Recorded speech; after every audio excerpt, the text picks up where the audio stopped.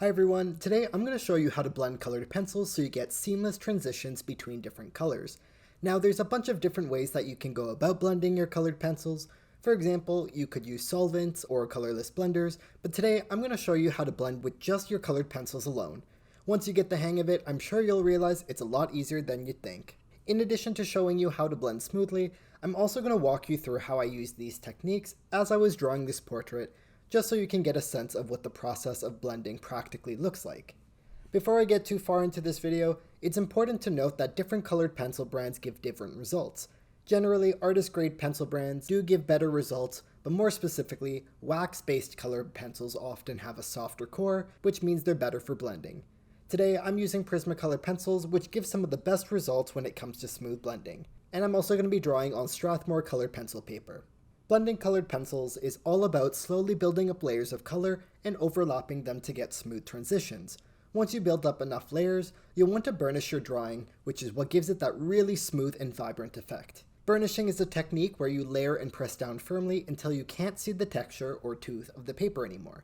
Generally, it's a good idea to burnish once you're almost done a section of a drawing, rather than earlier on in the process, since it can be hard to effectively add more layers of color once an area is burnished. That's because burnishing ultimately flattens the texture of the paper, and that bumpy texture of the paper is what catches new layers of color. Still, I do find that you can usually do a little bit of fine-tuning even after burnishing. Now there's three main things to consider when you want to blend smoothly. The first thing is your pencil pressures, the second is the motion and direction you're moving your pencil in as you blend, and the third is which pencil you're using to blend. So keep all of those things in mind as I show you how to do these blends. So the first thing I'm going to show you is just how to do a smooth gradient between a few colors. I'm going to start by placing the colors down in the areas that I want them in with a light pencil pressure and having them overlap slightly. It's a lot easier to get a light pressure when you're holding your pencil towards the end, and easier to get a heavier pencil pressure when your grip is closer to the point. In this first gradient, I'm just gradually and evenly building up all the layers by slowly increasing my pencil pressure over time.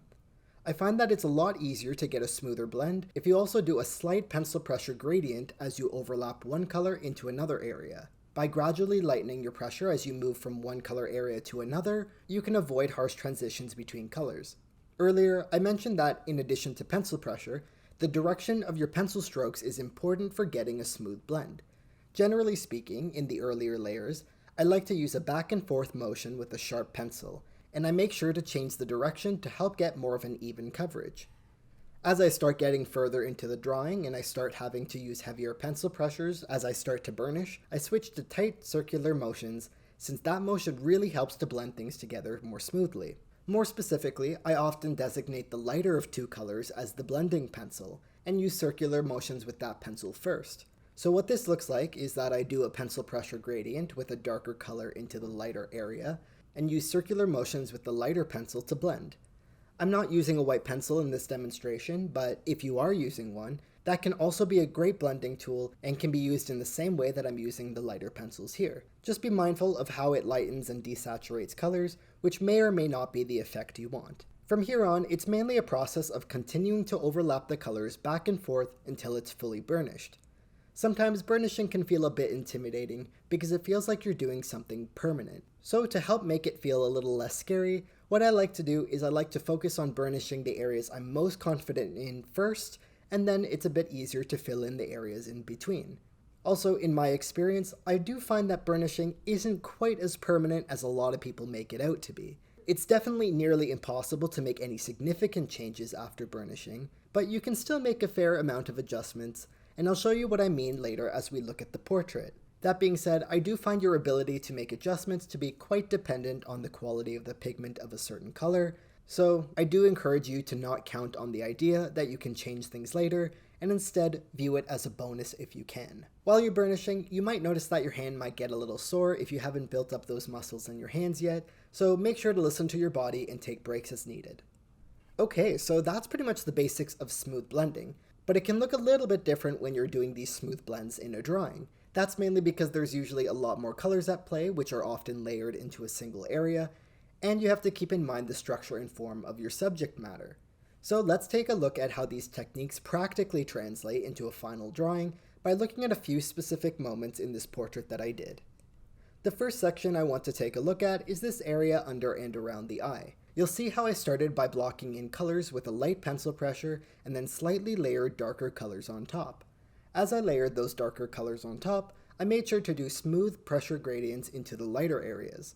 I also made sure to consider the placement of the highlights and the shadows, which ultimately create the structure and form of the face. I also ended up burnishing the eye fairly early on because I felt confident with the placement of the colors.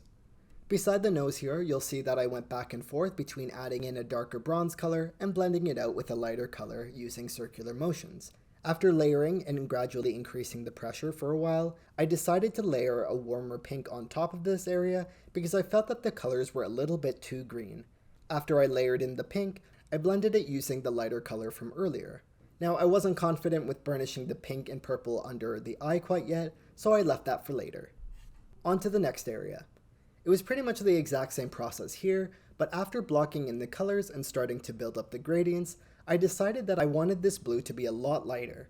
So after testing my colors on a scrap piece of paper, I applied a very light blue with a medium to heavy pencil pressure and blended it in circular motions to lighten the blues and purples.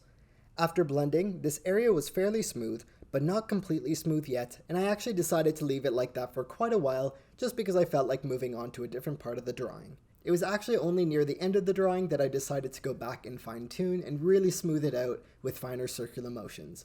I find that I often like to bounce around between different spots in a drawing, but that's just my personal process. Now let's take a look at the forehead. This area is essentially one big gradient just like we did earlier in the video. And everything here is kind of more or less as expected, so once again I started with light pressures and gradually built up, paying close attention to the form of the forehead. I also did pencil pressure gradients and blended using the lighter colors and circular motions. I did, however, make a bit of a mistake here. When I blended these colors together, I noticed that when they combined, they made a slightly darker color, which resulted in a line that followed the blended edge, and this line was a little bit darker than I wanted it to be.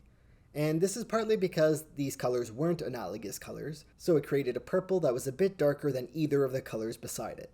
I later used white over that line, which helped to lighten it and fix the area, but it was a good reminder of the importance of testing your colors to see how they blend, and how it's better to use analogous colors when you can. Finally, the last thing I want to show you is two areas where I made adjustments after things were already burnished.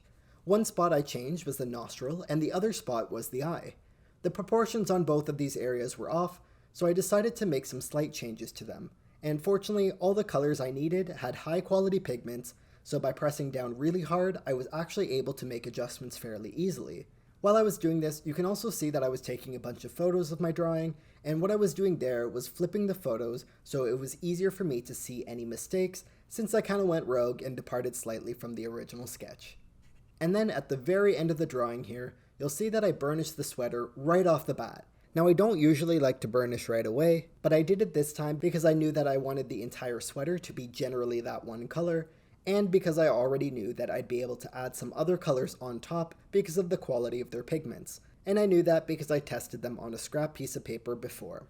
So as you can see, I still followed the same basic principles throughout the drawing of building up colors and gradually increasing pencil pressure, using lighter colors to do most of the blending, and blending with circular motions, particularly as I burnished. And on the other hand, you can also see that there were a couple differences due to some of the decisions I made along the way. Of course, the best way to get better at blending is just to practice, and you don't need to jump into a complex subject matter right away, and instead find a subject matter that doesn't feel too overwhelming. For example, a smooth fruit or vegetable, like a pepper or a tomato, would be great for practicing smooth blending. I hope this video helped you to improve your colored blending skills, and if it did, make sure to leave a like and subscribe to see more from me. Thank you so much for watching, and I'll see you in the next one.